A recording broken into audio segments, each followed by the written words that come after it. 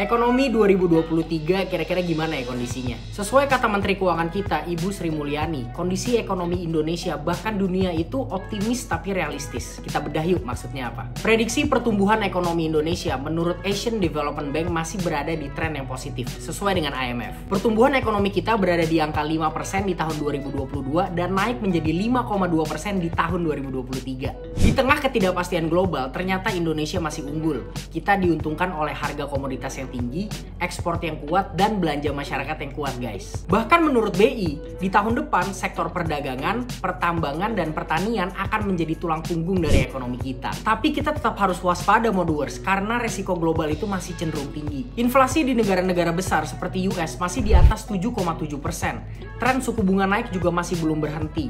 Dan masih ada resiko geopolitik dari Rusia dan Ukraina itu terus menghantui kita. Ini bisa beresiko besar terhadap harga aset seperti saham dan obligasi. Kita lihat prediksi dari IMF. Pertumbuhan ekonomi dunia akan turun menjadi 2,7% saja di 2023. Ini disebabkan karena anjloknya ekonomi di negara-negara besar seperti US dan negara-negara di Eropa. Lantas kita investor harus apa ya? Dalam kondisi tak menentu, investor harus fokus kepada aset yang tidak hanya mengedepankan return, tapi juga resiko yang terukur. Produk reksadana pasti dikelola oleh manajer investasi yang berpengalaman.